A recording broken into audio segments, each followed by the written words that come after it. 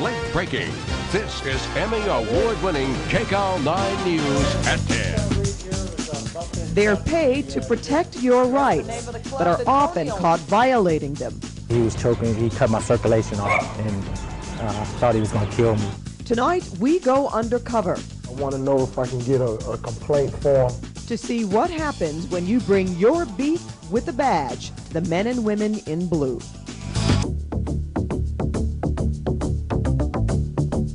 Police corruption, planted evidence, wrongly accused. The scandals have dominated Southland headlines. Tonight, we turn our sights on law enforcement. Our David Goldstein spent weeks undercover. He is here now with his exclusive up-close investigation, Beef with the Badge. David? Well, Carrie and Pat, state law says that every police agency in California must have established procedures in place to investigate complaints by citizens, and they're required to make those procedures public. That's the law, but we went undercover to find out if the officers are following the rules or making up their own to try and prevent complaints from being filed.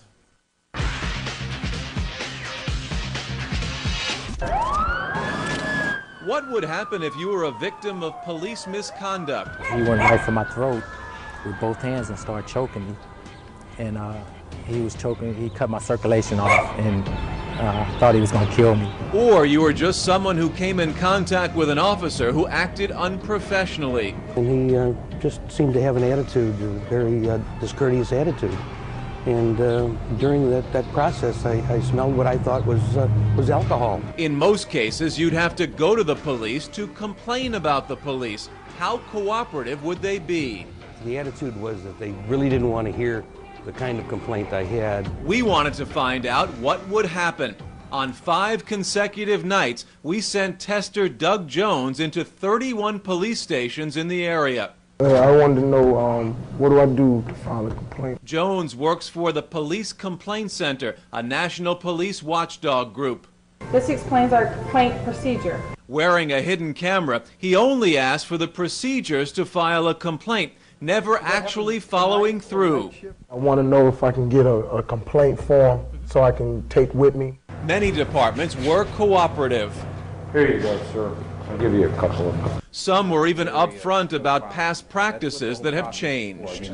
There was a time when people would come in and go, that's it, you're out of here.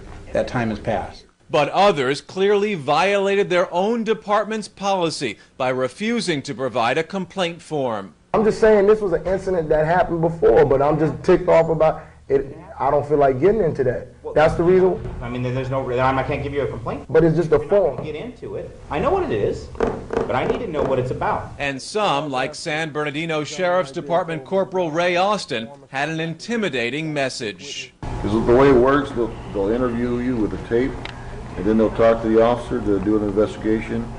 And if your allegation is unfounded, the officer has the right to sue you. It was a Wednesday night in San Bernardino when Jones went into Sheriff's headquarters. I want to file a complaint, but is there like a form, something I can take with me? They wouldn't give him a form without first divulging information to the supervisor, Corporal Austin. Do y'all have something that I can take with me on the go? You know what I'm saying? It's all done here. I can't do it even anonymously or something like that because I don't want to get into all of the Send in a names. letter if you want. But that's not the policy of the San Bernardino Sheriff's Department. It states that any citizen can take a complaint form home, and they can fill it out anonymously. I can't do it even anonymously. We showed the tape to Sheriff's Captain Richard Beamer, who said the corporal's actions violated policy. It's our purpose to let anybody have a form who wants one.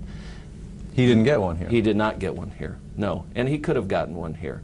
I think the corporal may not be familiar with the process. But that's not all the corporal wasn't familiar with. Everything that we do now is recorded.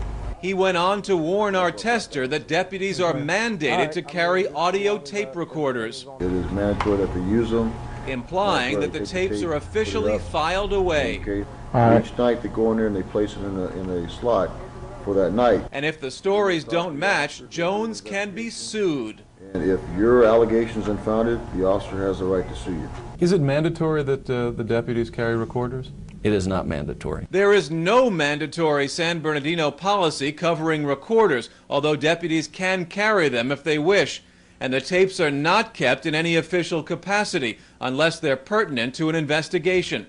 Officers can sue, but the warning isn't one the department condones. Is that the way you would want one of your people to come out and basically telling someone this is the way it works? No, it is not the way I would want it to work.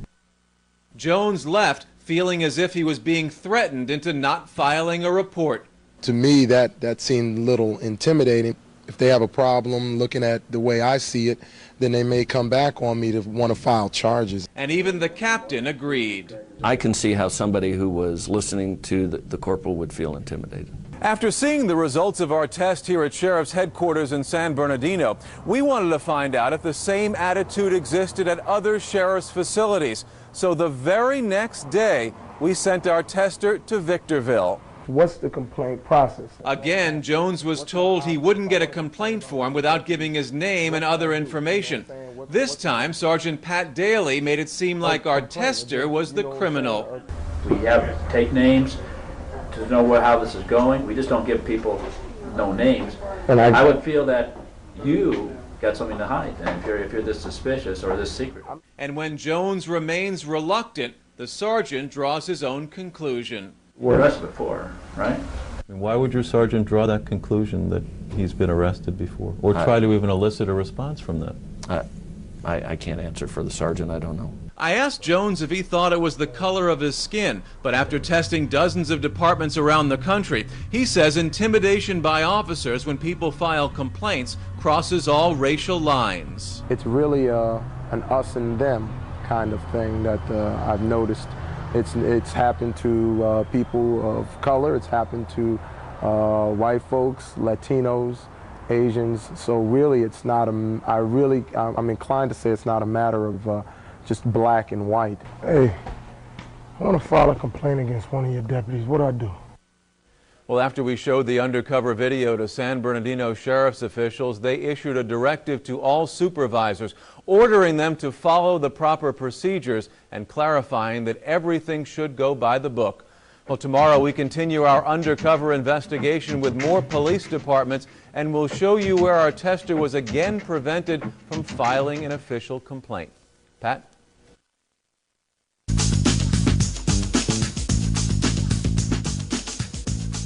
Afraid, intimidated, threatened. That's what some people feel when they try to file complaints against police. We went undercover to see for ourselves, to find out what really happens when you have a beef with a badge. David Goldstein here now with his up-close investigation. David? Well, Kerry, can the police themselves? That's the question we wanted to answer when we went undercover into nearly 36 police stations. We were trying to find out if the officers were cooperative when someone had a complaint or breaking their own department's policies.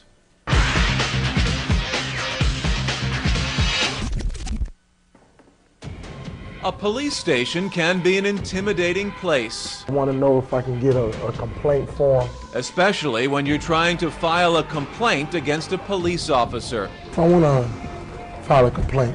We send tester Doug Jones into 31 police stations in the area. I wanted to find out, what the procedures were on filing a complaint. He never filed a complaint, only asking how he would go about doing it. Many departments, like Torrance Police, were helpful. This explains our complaint procedure. They not only had a pamphlet explaining the process, but the watch commander actually sounded like he welcomed complaints. The whole idea of a personal complaint process is to make sure that law enforcement controls their conduct. The community is our quality control. They tell us when we're doing things right, doing things wrong. The Bell Police Department also followed policy. You can mail it or bring it back.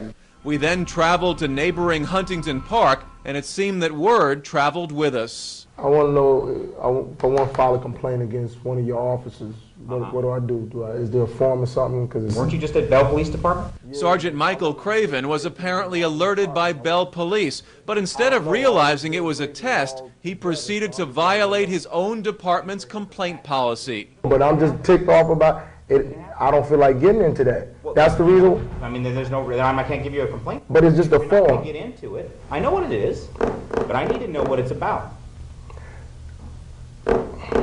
So if you're not happy with me, then you can come back tomorrow morning and talk to my chief of police. Jones didn't want to provide information and didn't have to, according to police policy. But Sergeant Craven didn't know or didn't care. You have to let me know where it occurred. If you don't know where it occurred, how can we even investigate this then? Because if you don't know where it happened at, you don't know what day it happened at, then there ain't nothing I can do for you. Like I said, if you're not happy with me, you can take my name, it's right there, Sergeant Craven. You come back tomorrow morning and complain to my chief of police. We did just that. So if you're not happy with me, then you can come back tomorrow morning and talk to my chief of police. Assistant Chief Michael Visser viewed the tape. Well, needless to say, I was disappointed in the fact that he didn't follow the procedure. The sergeant made a mistake. He should have given that form to the individual. Chief Visser says it's an isolated case, but even so, the results of our test prompted an emergency training session. I put out a memo yesterday when I found out about this, and I reminded staff and all the personnel here in the organization that what our objective was is to serve people when they come here and they ask for complaints, the policy, and reinforce that. Huntington Park wasn't alone in policy violations. The Culver City Police Department watch commander also refused to give out a form without any information. We need to know who you are, where you live, phone number, that kind of stuff. Every time I give out a form, I have to register that with the chief's office as to who I gave it to and the nature of the complaint.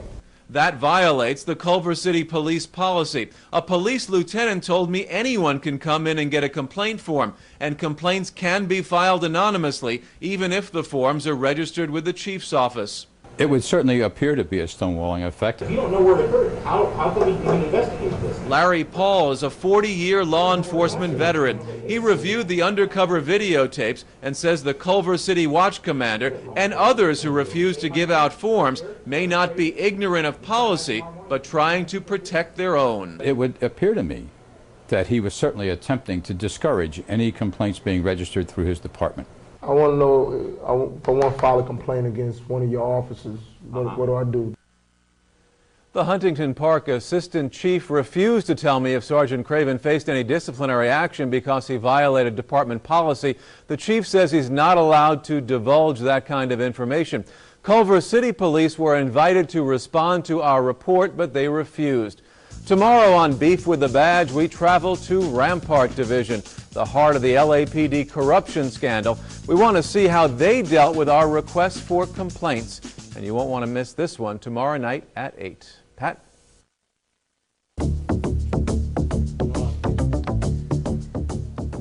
The Rampart corruption scandal revealed shocking allegations of misconduct by officers. It resulted in calls for reform and prompted changes in the way the LAPD investigates its own. Is the department following through? We wanted to find out. David Goldstein joins us now with his up-close investigation. Beef with the Badge. David. Well, Pat, LAPD officers as well as all police in the state are required by law to take complaints from citizens. But how willing are they to police themselves? We went to the heart of the LAPD corruption scandal to find out.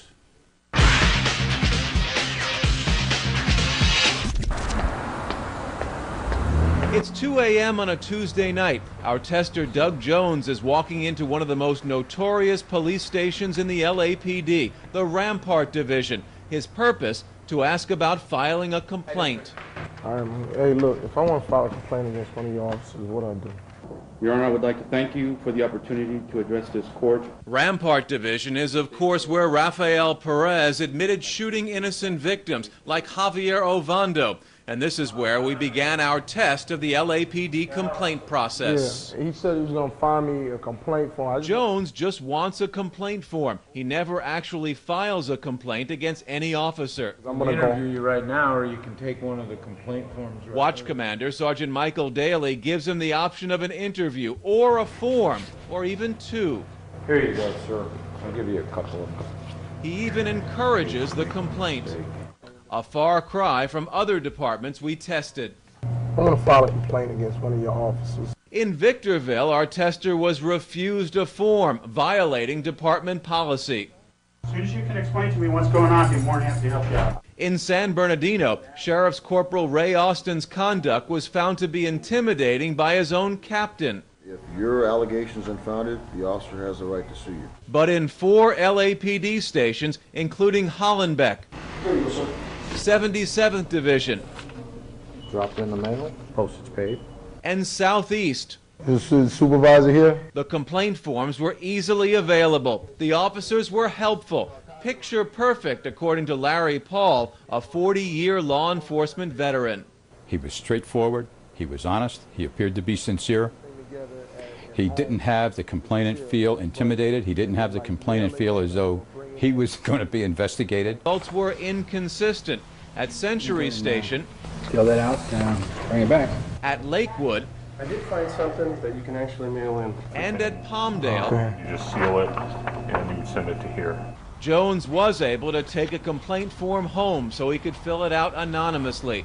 But at 2 other stations we tested, he was told there was no such form. At Lenox, Is there a form or something I can take No, with you me? don't fill out anything, no. It stays here at the station, we fill it out.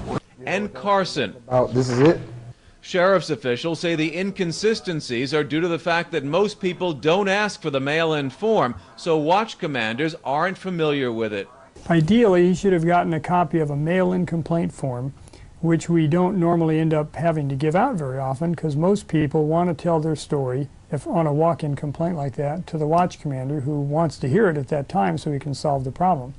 We also tested the Long Beach Police Department. We were told that forms were only filled out by supervisors, and Jones had to put his name on any complaint. Oh, I can't like just send one in like anonymously or just, you know. Has to be in person. You can't file a complaint anonymously. But the Long Beach Police Department policy clearly states you can file anonymous complaints. Can't file a complaint anonymously. The department's commander of internal affairs reviewed the tape and said the officer at the front desk was inexperienced. I think probably if there's a mistake made, it was the fact that the supervisor wasn't called into the situation. And I see that more as more of a misunderstanding or an error of the mind versus anything else. In all, we tested 31 police locations. 19 followed policy. They provided complaint forms or complied with proper procedures. 12 did not follow policy. They either had no forms or no supervisors on duty who could give us one, or they violated one or more procedures. I want to file a complaint against one of your deputies. What do I do? Jones, who works for the Police Complaint Center, a national police watchdog group, says the percentages are about average. They've done the tests in many major cities and say the findings usually work to improve police policies. We do tests, and that's what we're conducting is tests, not to catch them with their pants down. I mean, there are agencies that are done very well.